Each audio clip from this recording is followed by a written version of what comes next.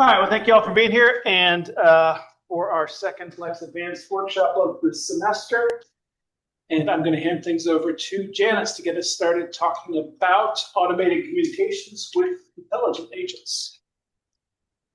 All right, thanks, Jay, and thank you for attending today. And we will be talking about intelligent agents and how you can automate communications using them. We do have a wiki resource page, and that's the URL to it. And so we'll provide this information at the end of this workshop again. And so with intelligent agents, just as this image depicts, with the cameras sort of monitoring the course and seeing what's going on, and you can get the intelligent agents to do various things for you, which we'll get into exactly how that works. What we'd like to cover today is benefits of using them. Jay will share some examples of how he's using intelligent agents in his courses. We'll show you how you can create them and how you can get them to run, and then we'll end with some effective practices for setting them up and using them. But before we get into all of that, I'm just curious, is anyone using intelligent agents at this point? Well, oh, Mark is. Mark does, great. And Mark can share how he's using them too. All right, and if you're not, then hopefully after this workshop, you'll find some value in using the intelligent agents and getting them set up to help you simplify your workflow and automate tasks. So as I've been implying, intelligent agents can help automate email notifications that you might want to make to your students, helping them stay on track. Some reasons that you might want to use them: the instructor to student engagement. You can use it to welcome the students to your course, look at the course and see which students might not be active in the course and help re-engage them. Students who might be low performers, providing them with some supplemental resources or some offers to help or some acknowledgement. And providing them an encouragement after a low score. And you can also use them to congratulate students for a job well done. And there are other ways that you can use intelligent agents, which we will also cover in this workshop. And there may be some ways that we haven't mentioned that someone may want to share. And so I'm going to turn this over to Jay. So Jay, I'm going to get out of here and stop sharing. And you can take over. All right, thank you. And let me share mine. So I really just wanted to show some examples of how I've used it in the past and how I'm using it now as well. You saw up there on the screen some stuff about how important contact from a professor can be when a student is struggling a little bit. And I think that's something that is easy for us to overlook. It's also something that's always kind of a little bit of a challenge for us to keep up with as well. We've got plenty of other emails we need to send, other things we need to work on, and running through our students' gradebook or the gradebook every week and kind of trying to peg certain students to, oh, I need to reach out to that student. If you've got the time, is great, but again, it can be a lot of work. So these intelligent agents let us, in certain situations, contact the students automatically, even though it doesn't look like it's automatic necessarily, and initiate that point of conversation that can really kind of help pull them back from any challenges that they're facing. So this is a real basic one. I'm teaching an asynchronous class this semester, and so this is the one I found really useful. This runs, you can see here, and Janice will show you kind of how to set all these things up as well. This just runs a real check every 2 days in the class to see when was the last time each of the students in the class actually went into the class in Brightspace. So it wasn't just on Brightspace, but was in my class in Brightspace. And if they haven't been into the class in 7 days, then it sends an email to them and me that just reaches out a little bit, right? You can see here just all the basic settings, right? This one's kind of cooked into it, so you don't even have to set up anything special, right? And then it just sends them a little email that says, hey, I'm checking in, right? And I use the replacement strings to even personalize it. And it just says, it looks like you haven't logged in in a few days. You want to check in and see the technical problems you're having. If you're having any other problems, here's how you can reach out to me. And obviously for an asynchronous class, this is really important. If they haven't logged in 7 days, then something is a problem, right? And often this will go out. I won't actually hear anything from the students, but then I'll see that they've logged into the class and kind of started doing things. Then every now and then you'll get something and say, oh, I'm sorry, I was out of town, or this happened, or I got all my work done early last week and I haven't gotten back to it this week. You know, there's little things that happen sometimes, but most of the time this works really well. Right? The one challenge I've had with this is this, a student who is repeatedly not participating in the class, and that, I've got a student now who's getting one of these messages every couple of days because they have not checked into the class. So it's getting a little redundant. And one of the limitations of this is that there's only so much you can kind of specify in terms of details, in terms of how it runs and when it runs. But in most cases, this works really well and is a nice way, like I said, for me to initiate the point of conversation with the student who has kind of disappeared momentarily from my class. This is an older one. Folks have heard me talk a little bit about this grammar class I used to teach, which was highly gamified. This was an in-person class, but there was a lot of interaction that was going on. And so I had a test that I knew from past experience a lot of students struggled with, even the ones who were doing really well with previous tests. Right? And so then I set up this intelligent agent ahead of time.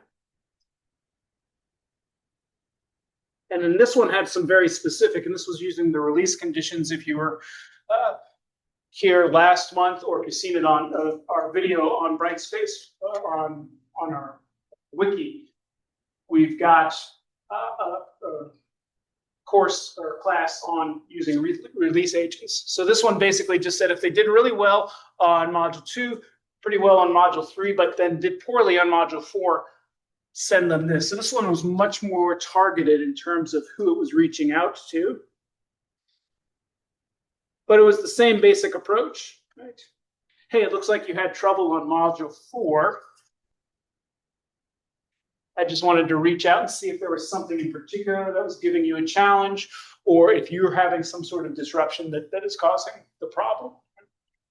And it's been a few years since I've taught this, but this, helped a couple of students in my class who had that problem. They were doing okay with the first early chapters, and then they hit the really tough one, and their performance dropped quite a bit. But they got this email from me, and they reached out, and then we started talking about how we could work through that together. And that's, I think, really the important thing. This doesn't replace the work we do, right? This just helps us kind of initiate that conversation with the students and saves us a little bit of time, and we don't have to forget and then try to send it out on a Sunday morning or something like that. So it's just a nice way to start the process going forward. A couple of others that I just find really useful. I also just really like to use intelligent agents to schedule emails through Brightspace, right? Because it's really the only way to do it, right?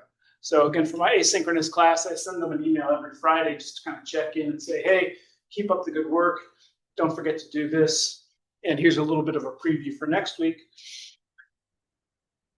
I'm not going to do that early Friday morning, right? I'm probably going to forget, but If I have it written ahead of time, then it just goes out Friday morning to everybody. So there's really no criteria there except that they're enrolled in the class, right? So intelligent agents can just be a really great way to schedule emails to the entire class as well.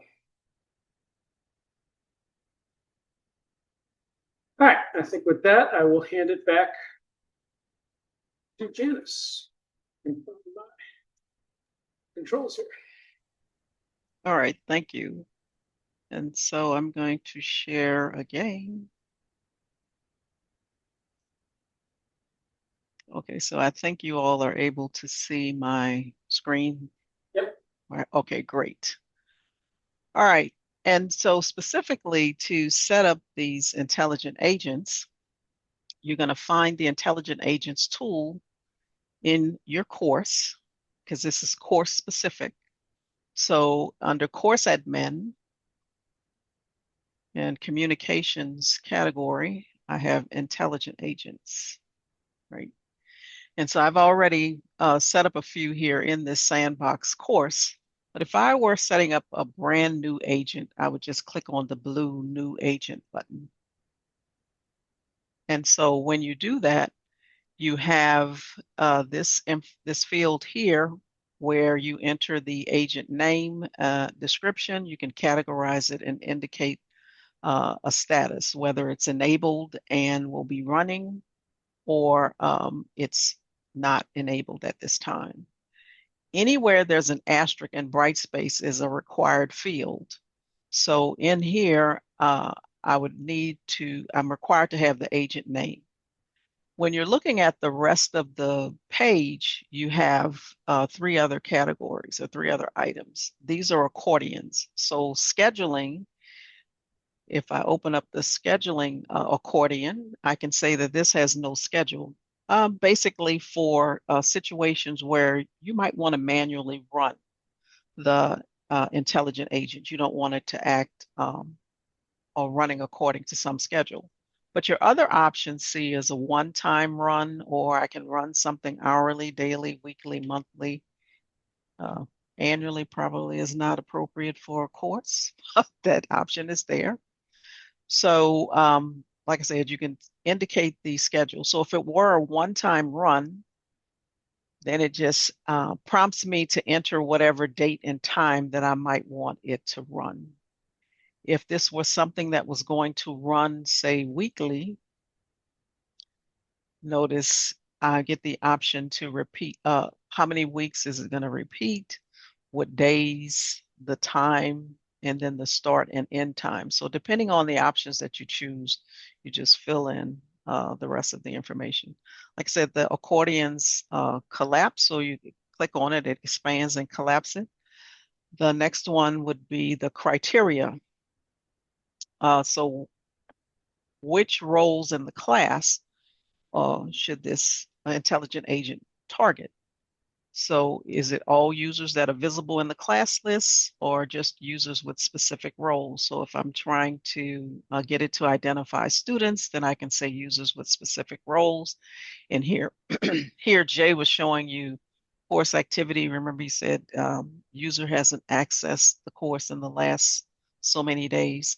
And then down here, if none of these are appropriate, then I can attach a release condition. I'm not going to create one right now. I'm going to show you an intelligent agent where I already have it set. And then in the actions, you indicate the repetition. How often should this be repeated? And then you'll find here you have links that can help you understand what is being asked of you. So if I click on this link that says what action repetition setting should I use, then it explains what will happen if you choose one or the other of those. So just keep in mind that you do have a little link for help. But basically here, if the intelligent agent is running week after week, do you want it to take action every time the agent is run and the criteria are satisfied, or only the first time the agent criteria was satisfied for a user? And then you have the option to send an email. If you choose not to send an email, it can just generate a report. and identify the users that met the criteria, but you're not interested in sending them an email. You just want to identify which users met the criteria. If you choose the option to send an email, then there's information here that says, how can I change the default from and reply status? And this is important because if you leave it at the default, then your users will not be able to reply to the email. And I'll show you how you can make a change to that. But if I click on this, it just tells me that I can change it on the settings page. I'll show you where the settings is. And then what special email addresses can I use? So you don't want to just put a particular student in this email if you're trying to identify which students in the course this intelligent agent might apply to. So you have to use the replace strings. And replace strings that you use in other places in Brightspace are not necessarily applicable in the intelligent agents. So if I click on this link, it tells me that I can use a replace string for an initiating user, which will identify the user which action satisfied the criteria, and then user auditors. I don't believe we have those here. We don't. Okay, great. So we'll ignore that. But something new that I noticed here is that there's a little copy. So if I just click on this copy link, it actually copies this initiating user. If I close this, then I can just paste it into the field. So I want to send an email to the student that met this criteria. And then as Jay was pointing out, you can fill in your subject and the message. Notice here it says, what replace strings can I use in the subject and the message? And so it gives you a number of those.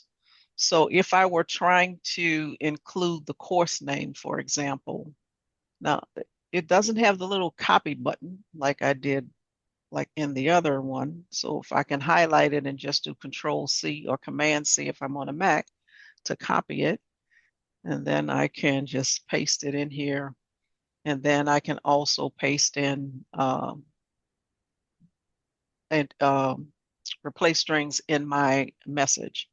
This is the same Brightspace editor that you see through various tools in Brightspace. So anything that you were able to do in that editor and other places in Brightspace, you can do. I'm not going to type in an email here, but I'm going to go back and show you some other intelligent agents that I've set up. But notice you can also attach. You can upload a file, record something, or choose an existing, and then typically you want to leave this as HTML. So if I cancel this and actually go back and look at an intelligent agent that I've set up, this one, early bird badge for writing assignments. So let's say I want to acknowledge the fact that some students did some work early.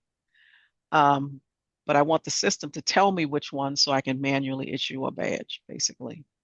So if I click on the arrow to the right, I see that I can edit this, but I have some other options here. We'll talk about those. But if I edit this, notice I have the agent name, but then I also have a description.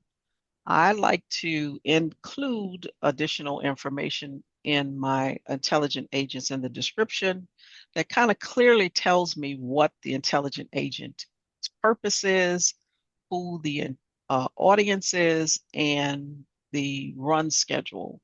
That way I can kind of at a glance when I'm looking at the description, know or remind myself what the intelligent agent was supposed to be doing.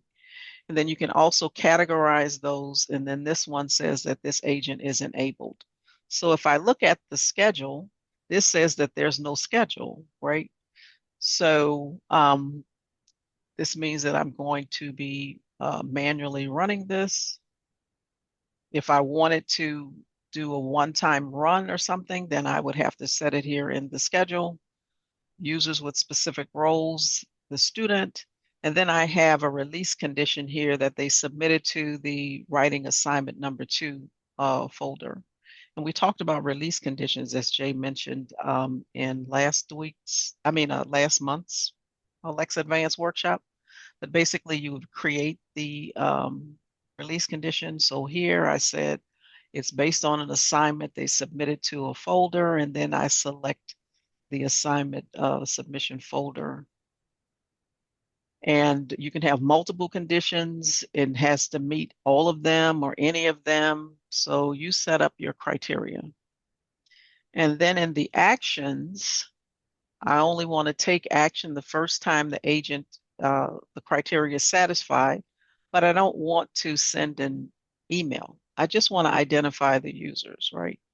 So that's how this agent is set up. And what will happen is if it has identified anybody, when this is run, then it'll show here. When you create an intelligent agent, you have an opportunity to do a practice run. In other words, run it to make sure that it's doing what you want it to do. And then you also, even if it's set up to run automatically, you can actually run it right now. I'm going to show you this intelligent agent here for supplemental resources. So in my note, the purpose, this agent is going to identify learners who earned 79% or less on the Unit 1 quiz and notify them that I've released Unit 1 supplemental resources. So this will be sent to the learners, and it's going to run once after the Unit 1 quiz scores are posted. So if I look at the particular details, we were just looking at the name and the description. It is a one-time run scheduled for this day and time. Criteria, the role, the students, identify the students, and then the release condition, they received less than or equal to 79% on the Unit 1 quiz. And then from there, I want to take action only the first time the criteria is satisfied. And this one, send an email.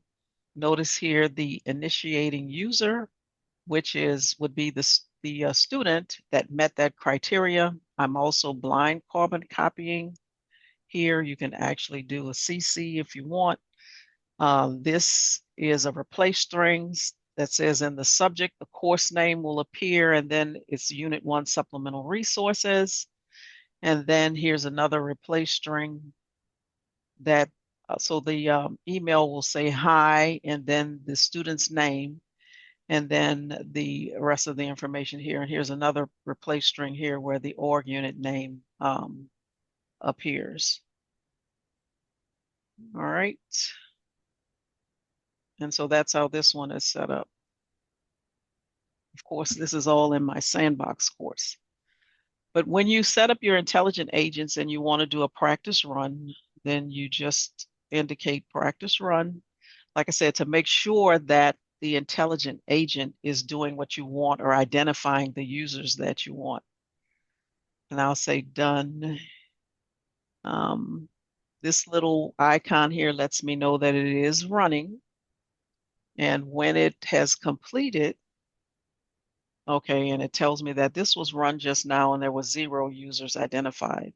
You can also view the history and actually export the history. If I wanted to run this now, I could. But if I look at the history of this intelligent agent and it's running way back in 2021, it identified 2 users under this practice run and the scheduled run, 0 users here.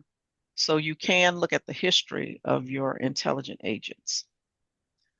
Do we have any questions so far? Question. Yes. Is there a way to run it after every assignment that's due? Each assignment has a different due date. Is there a way to run it after every assignment that's due? Yeah.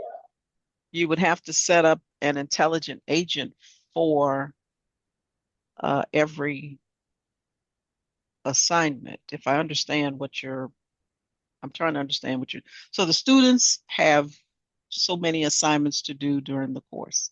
Right. And you want the system to do something or specify something after each assignment.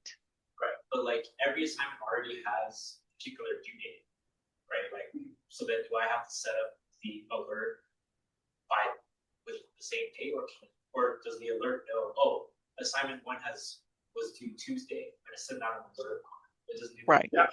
So no, it's Jay, were you answering that? Yeah, I'm sorry. I was just saying that's again kind of one of the limitations I was talking about in terms of Correct. Correct. That's exactly right. Yeah, so you can't get the system to automatically do that for you. You would have to manually set up a new agent for each assignment and then have the day and the time that you needed it to run or wanted it to run. I do want to point out on this agent list page, I was talking about the settings.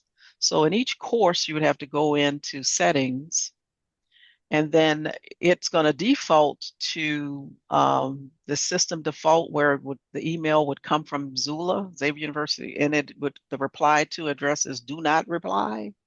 So if you want the students or the people, the users that are getting your email to be able to reply, you would definitely want to make sure you come in and set your custom values. And here I have my name and my email address in there.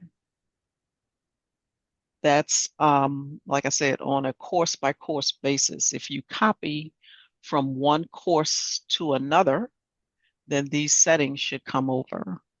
But if it's a new course, you would need to make sure you go into the settings.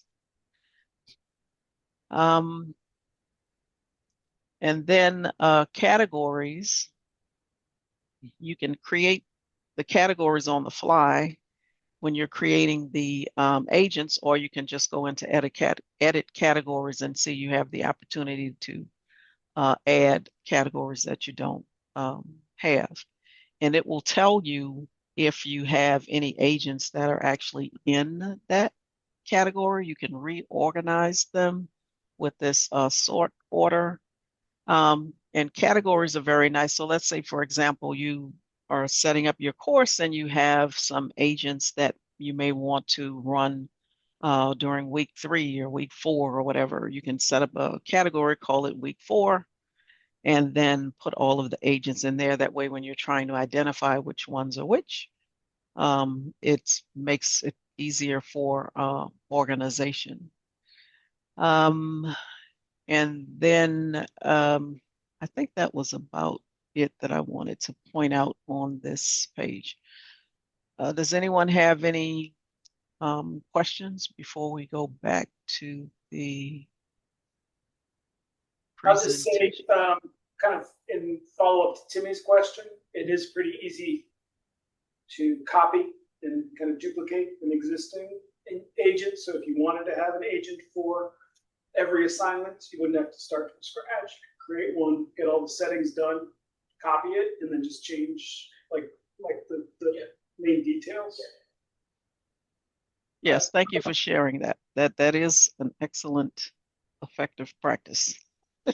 A quick question. One of the things I don't understand is that when you're using the replace string in a announcement for their first name, just simply name or whatever it is, and this one is a lot longer. The string is a lot longer, and is there a reason for that, or? You're asking me the rationale. I cannot tell you the rationale for it, but when you are when you're in the intelligent agent and you want to send an email, the easiest thing to do is to click on the link that says what special email addresses can I use, or what replace strings can I use, and then just copy. So I'm just highlighting this. If I want the name of the course, I'm highlighting this and doing Control-C, or it would be Command-C on the Mac. And then I place my cursor where I want this, and then I do Command-V, paste, so I don't have to type it out. Okay. Yeah. But yeah, the links definitely tell you what the replace strings are that you can use inside of Intelligent Agent. Because you're absolutely correct. First name is not like you use an announcement or other places in Brightspace. It's not going to show the first name in an Intelligent Agent, which takes me to this table here to kind of explain, yeah, explain what the replace strings are. So the one that says initiating user, it's going to substitute the email address. So it would be like jdo@zula.edu. Org unit name is actually the name of the course. So whatever the course name is, you'll see that. Initiating user first name is going to be the person's first name. Initiating user last name is their last name. If you were using the user org defined ID, that's going to be their 900 number. You can also include the last course access date. And so these are the most common replace strings that are used in Intelligent Agents. And you saw that list was a little bit longer. There were a few more. But so those are the replace strings. And that is definitely a gotcha. All right. And so I just want to check in that we don't have any questions before I move on. I'll take the silence as a no questions right now. Make it a sign of a square. Okay, squared what you're thinking. All right, great. Okay, and so then I have some effective practices that I'd like to share with you. And this one, as I was pointing out before, you can use Intelligent Agents. They don't have to send an email. They can generate an action report, a report for you to do something. And so that early bird badge for writing assignments is one that's just an action report. No email is sent. So you just indicate the schedule. You indicate your criteria. Here it says it's submitting to the writing assignment number 2 folder. And then the repetition. I just wanted to take action the first time the agent's criteria is satisfied. And when I set that up so that it's running, when it runs, the system will tell me the users that were identified. You click on the link and then you can see which users met that criteria. So like I said, you don't actually have to have an email sent. You can use this to help you with generate reports. And my effective practice number 2 for you is that I think carefully about that Intelligent Agent. Do you need it to send an email to the student? Do you need it to send an email to you? Do you need it to send it to both of you? Do you not need it to send an email at all? Think carefully about what it is you want that Intelligent Agent to do. When it does, what is your action plan for when it sends a notification? Is there something that you need to follow up with? So have some sort of an action plan.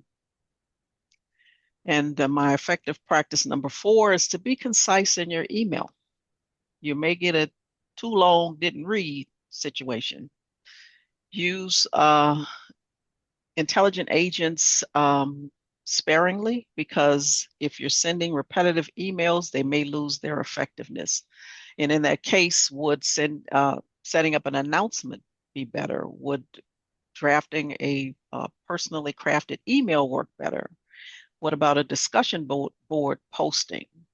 So consider if there is a better way to communicate. And then do you need a manual running of the Intelligent Agent, or would automatic be better? The idea here is that you do want to simplify your workflow, but you want to make sure that if an automatic running of the Intelligent Agent is what you need, then that's what you do. Or if manually running it would be better, then that's what you would want to do. And as I mentioned before, be very descriptive in the agent name and the description, because if you start setting these up and you're using them you have a lot of them in the course or you're using them semester over semester, having some additional information in there that explains what the agent is doing, who the audience is, and what the work schedule is may help. And so I like to, when I'm creating these, indicate the purpose, the audience, and then what the work schedule is. So that's my suggestion.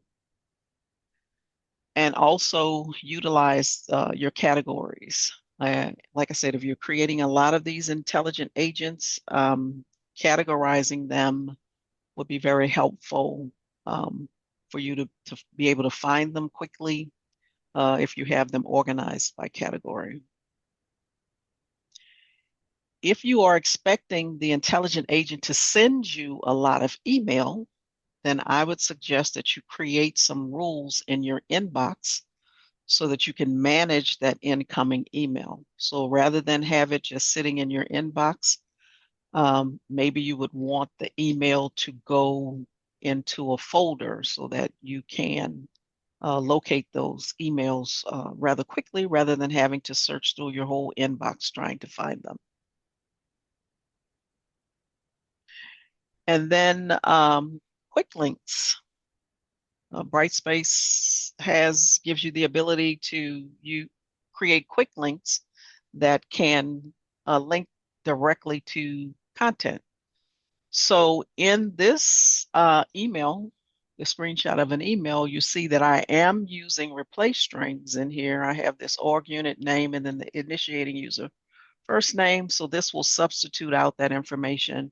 But I also have a quick link here. So this email is suggesting to the student that there are some supplemental resources for Unit 1. So if I set this up as a quick link, when they click on this link from the email, it will take them directly into the course and to that module. So they click on the link, they get to this module. The module has whatever information and then the things that I want them to be able to use. And then this example here is a link to some additional resources. There's a video, and then they can even do a self-assessment. So like I said, if you utilize the quick links, it just helps the student get back to that information quickly rather than having to go into the course and try to find it. I also have a quick link here to office hours. You might be wondering, okay, I can just type in my office hours. However, the voice of the chat is if I have my office hours in a module, right? And I update my office hours here in this module semester after semester. If I manually type them into this email, then I would have to make sure if I copy this from one semester to the other, that I go into the email and actually update the office hours if they've changed. So that's why I'm suggesting that as a quick link, but it doesn't have to be. If you want to hard code your office hours in your email, then just remember you'd have to go back to your intelligent agent and make sure you update that if the office hours are different. My effective practice number 10, and if you've been following us on the Cat Food blog, you see I've begun a series of posts about accessibility, right?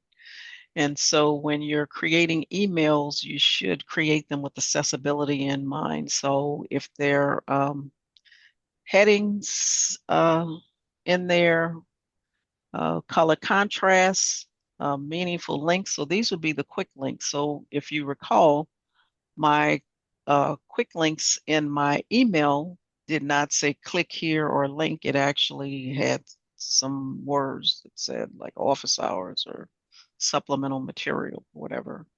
So if you get in the habit of using descriptive text, then that would help for accessibility. And where accessibility is concerned, anywhere you have the Brightspace editor, Brightspace has an accessibility checker, and that is this icon right here. So this is not just in the email, it's anywhere you see the Brightspace editor. And if you click on the accessibility checker icon, then the system will do an accessibility check on the information that you have there. And hopefully it says success. But if not, if there's some issue, then it will tell you what that issue is and give you an opportunity to fix it right in the editor.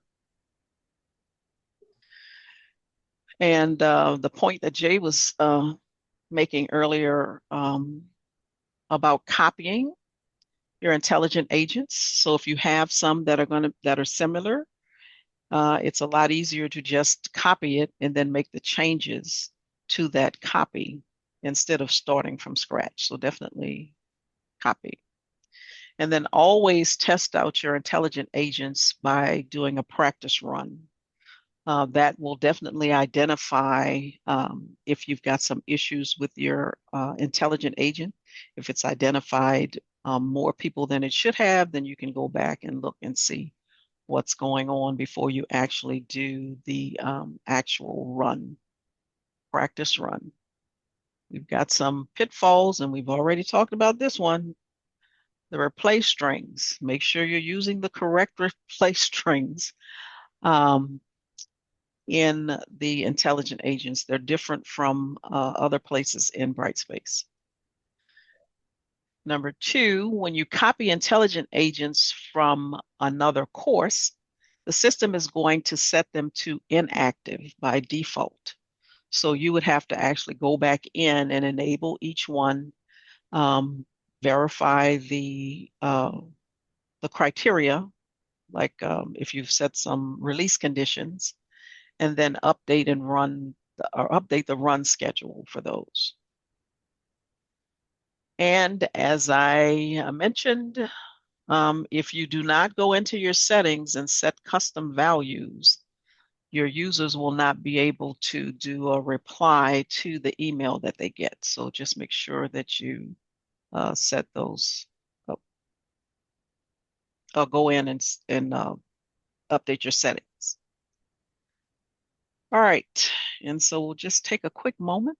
Does anyone want to share if you have a takeaway from today?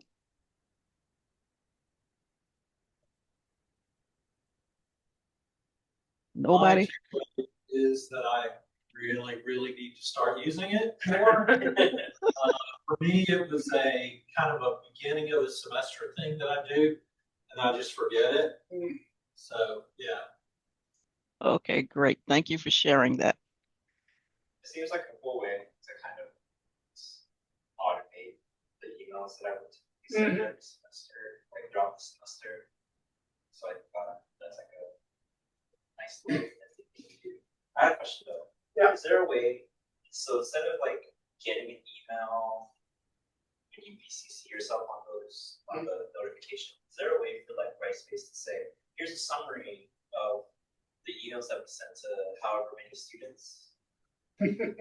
You would get that information from the history. So, yeah, you can actually export the history out, or for the intelligent agent, the particular one. If you click on the arrow to the right, one of the options is a way for Brightspace to just automatically send you that at the end of no, like digest. No, there's not a digest or automatic way. Yeah. The history is useful though if you want to make sure and double check and see if something went through. All right, great. Thank you all for sharing. And this workshop is being recorded, so we will have the recording up and available on this wiki page, but the slides are already there, and then some resources are there as well. So make sure you check out that resource page. And we'll end with any last minute questions.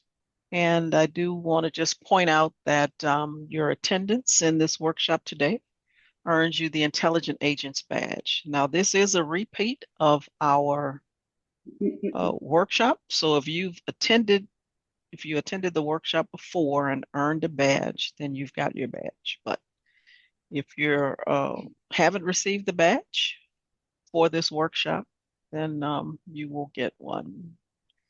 And I always like to end with some confetti. I think our two high performers for Lex Advanced are actually in attendance today with Alami. Oh, okay.